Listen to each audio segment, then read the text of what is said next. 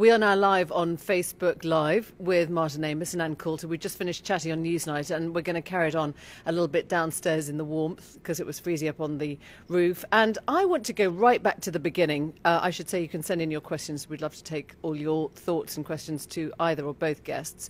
And at the very beginning, I talked about Donald Trump and why you were excited by him. And you said it's not about personality and it is about issues. I want to ask you very directly, do you like him as a person? Is he somebody that you warm to? Before he announced for president, if you would ask me, I grew up in Connecticut, so I've always been around the New York area, and he has always been a figure of fun. His taste is not at all my taste.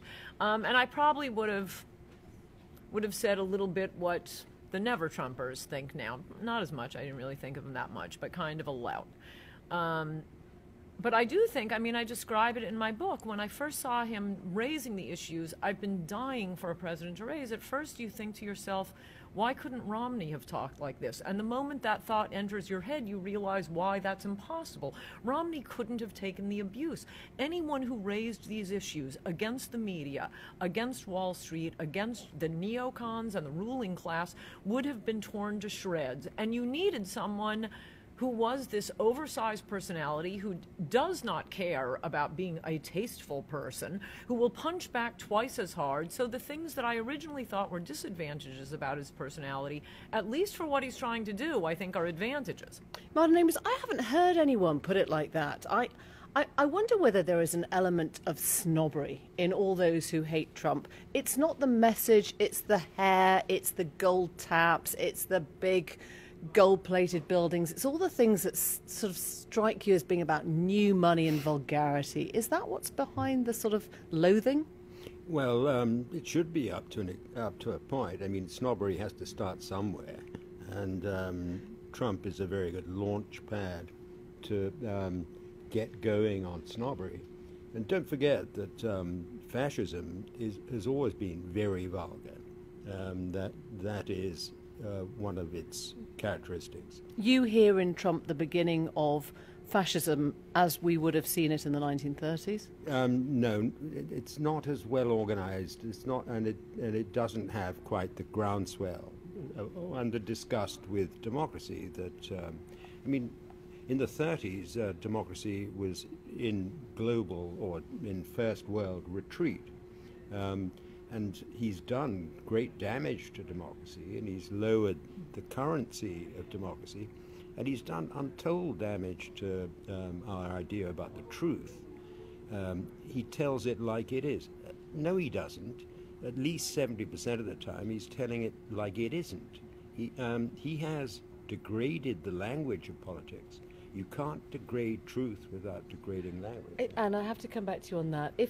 If he is actually a compulsive liar, as many in this election believe him to be, does that matter to you or to anyone who's voting for him? I think it's more of the stream of slander against him because So you don't think he lies? No, he, as my friend Peter Thiel put it last week so beautifully, the press doesn't take him seriously, but they take him literally. The people take him seriously, but they don't take him literally. And I go through a whole slew. I did in my column this week, my last argument for Trump, and I go through 13 of the So lies we that shouldn't have been listen. told about. We shouldn't listen to what he actually but says. When, for example, when he says there were thousands of Muslims celebrating 9/11 in New Jersey. Okay, there were provably hundreds celebrating. If I tell you I called you 1,000 times today, fact check for Pinocchios, you did not call me 1,000 times. You're being silly and pretending not that English isn't their native language. Okay. People understand figurative speech. Take that one on. But I mean, you repeated on air. You said that he was against the Iraq War. He wasn't. He was provably not against it. That's not true. That quote that we've all seen with him. Over and over, and he's saying, it's you know how a girl turns a boy down. Do you want to go to the prom? I guess so. I mean, if you listen to the way it's said, and I wish you could insert this in your Facebook post, if you read the words, well, I guess so, it sounds like a yes. When you hear him say it, Well, I guess so. And the war had started. I mean, at some point... Wait a second, it's really easy. It's really easy to be against a war. You just say, I'm against the war. All the Liberal Democrats did no, is... there are other quotes of him being against the war, but the one quote they go to is from Howard Stern when the war had started. It's almost a lack of patriotism to come out against a war that our boys are actually fighting in. He was clearly against the war, and who cares? We're going over past history. There are people who talked to him at the time. He makes a point of it, though. If he makes a point of it, then you have to be the corrector of something that is not true. But you can't prove it isn't true. I've just given the strongest evidence for it not being true, and that's weak tea. And the point is, he doesn't want to go to war in the future. People care more about the future. We know Hillary was for it. We know Hillary wants to go to war with Syria now. We know Hillary wants to go to war with Russia now. Well, actually, we don't. We don't know that. Can I just bring in a question? Okay, Wait a second. No, this is a matter of truth. She says she wants a no-fly zone over Syria. Well, okay, if the Russians fly over Syria, what does that mean? Don't sit there and say, oh, no, she doesn't want war. Yes, she does. Hillary Clinton has not said, Russia. I want to go to war with yes, Russia. She has said she wants a no-fly zone. That is war with Russia. Well, and for the two of you to be so prissy about Donald Trump not telling the truth, but then to claim Hillary doesn't want to go to war with Russia, no, I'm sorry. For Pinocchios. Is that an equivalence? No, you're lying. He isn't. You found a tinker toy equivalence.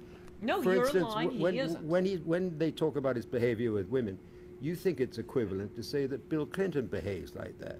That's not equivalent to Hillary behaving. No, we were talking about Hillary taking us to war with Russia. And Trump was not lying. The two of you are lying, which I would have let go out of politeness. But if you're going to be so prissy about him saying on Howard Stern, while writing articles... Why would you call that a lie? Why would somebody correcting a statement that hasn't actually been said be a lie? Because it's the inevitable consequence. If you shoot down Russian planes, you're starting a war. That's what a no-fly zone is, Emily. Okay, I'm going to just break here for 1 second because we've got some questions coming in, and I'm going to remind you can send in your questions. We've got Ann Coulter here, who has written extensively about Trump and is a keen supporter. We've got Martin Amis here, who has written for Harper's recently about Trump and is not so keen. Michael Smethurst has written in, and he says you have to ask Martin Amis what he thinks Hitchens would be saying about the election. I'm assuming he means Christopher. Well, there's been a lot of speculation in my house about this. There was no one Hitchens hated more than Bill Clinton, and he wrote a piece saying that Hillary Clinton had disqualified herself for a couple of white lies, I would call them, like the fact that she was supposedly named after Sir Edmund Hillary, which he couldn't have done because he was still alive when she was born. It would be, to second-guess Hitchens would be rash, but I think he would be so horrified by the dreadful effects of Donald Trump already. I mean, what would a Trump presidency be like? We know what it would be like. I'm sick to my stomach of talk about Trump. I can't bear to have, it's like during the Cuba crisis or the anthrax scare. You don't dare put on the news this horrible image of this know-nothing and very stupid man, don't you think, Anne? He's become a very stupid man. Again, I'll keep giving you facts about Trump, and you can keep throwing epithets and call him a poopy head. But no, I mean, somehow he managed to turn $1 million into $10 billion. Somehow he was the only one. He was smarter than the Democratic political class, the Republican political class, all these brilliant political consultants in Washington who refuse to take issues that are popular, who refuse to take the side of the American people. Why do you think they? Why do you think they did then? I mean, why? You started that. with this. You know, Romney wouldn't go where Donald Trump has been. Why do you think it took him then? I don't think they are as smart as he is. He is smart enough to know that. He is smart enough to pick up the $1,000 bill lying on the floor because they were sucking up to the Business Roundtable and the Chamber of Commerce, and they just thought we can fool the rubes. Well, they can't fool the rubes after all. Martin. How do you feel about him in threatening to lock up his political opponent, and also floating the idea that she should be murdered? And he said he was just being sarcastic. You think it's all tone of voice when he said maybe the Second Amendment people will do something about it. I don't know. What's I don't know doing in that sentence unless he's saying killing her? What he said later was that all I meant was they were going to vote. You don't say, I don't know, maybe they're going to vote. I don't know. It's all there. I would like to respond The to mic both. will come to you. Don't worry, you are being heard. I'm waiting. First of all, this is so insane, the idea that, oh, it's a third world republic, it's a banana republic, he's threatening to lock up his opponent. He's not threatening to lock up Hillary because she's running against him.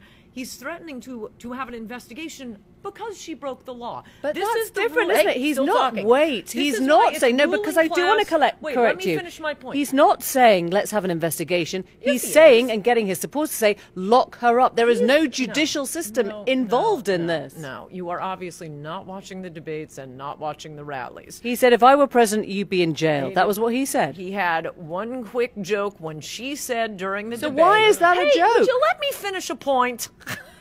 We're still on.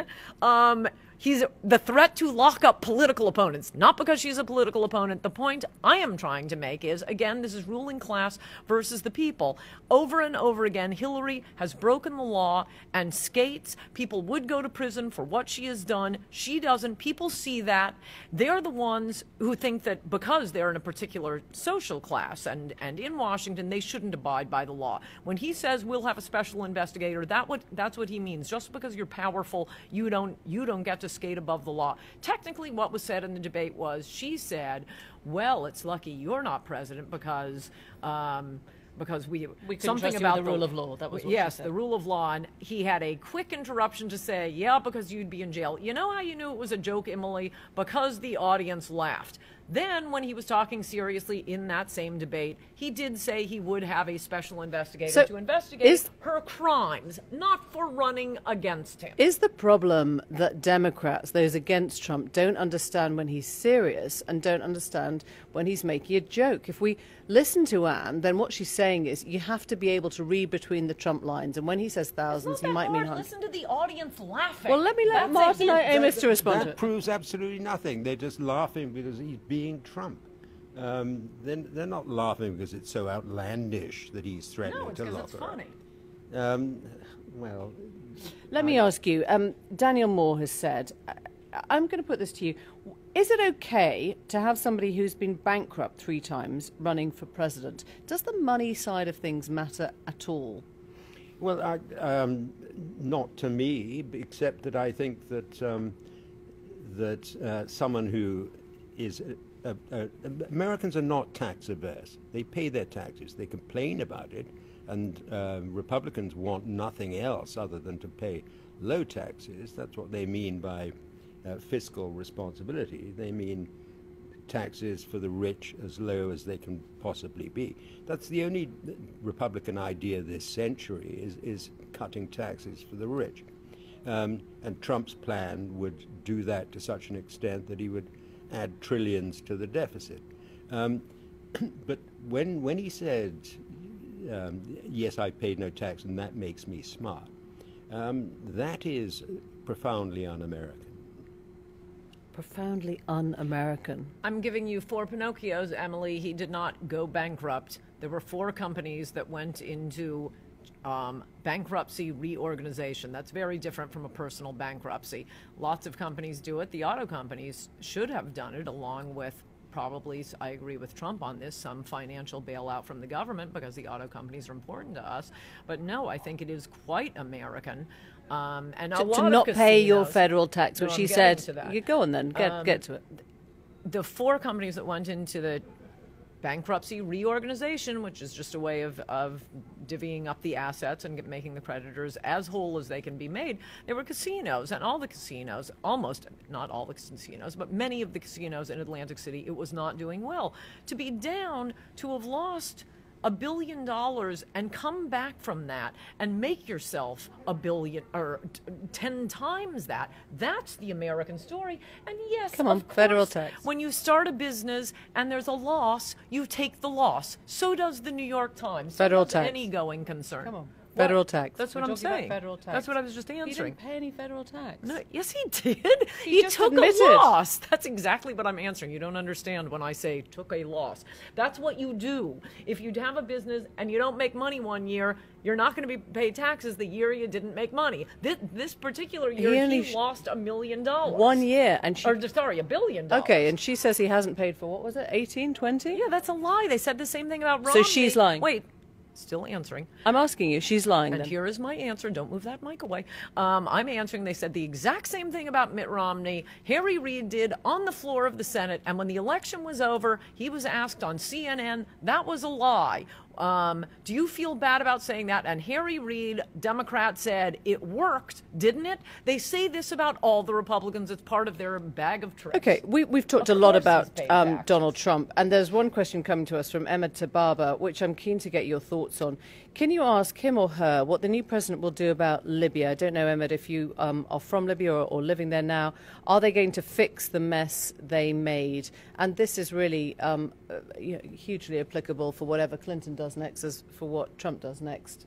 Do you think she's the right person in terms of foreign policy? And obviously a lot of this has been dominated by Benghazi, right?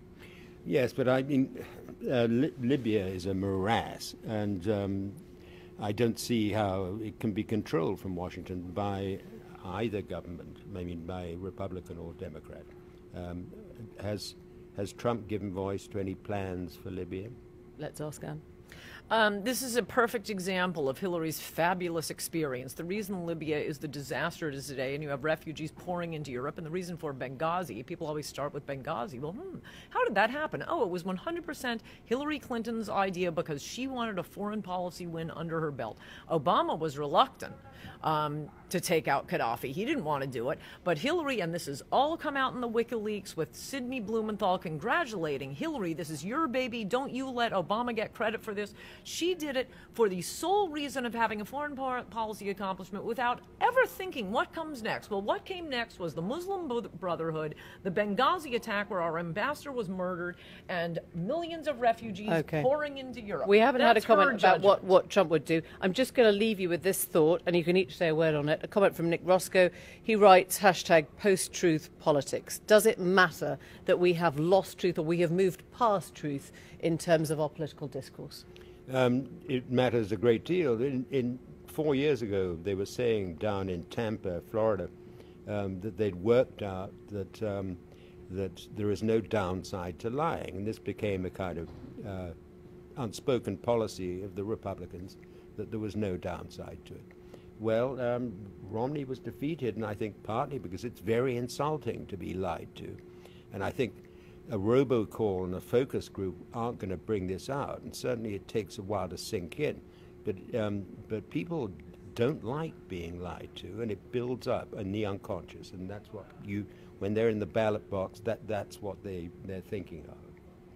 I think that's true, but the biggest liars of all, and the ones who are going to pay the price this election, whatever the results, are the media. They have lied like nothing I've ever seen, so much more than with Romney, more than, back to Goldwater or Nixon. This has been all hands on deck. The ruling class has got to stop Donald Trump. He's not the liar. That's liberals and the media, pretending not to understand English or sarcasm or figures of speech. No, it's the media that lies every single moment of every day about Donald Trump, and trust of the media is at all-time historic lows. The lying media is signing off at this point with great thanks to Anne Coulter and Martin Amis, our guest tonight. Thank you very much for joining us and for watching.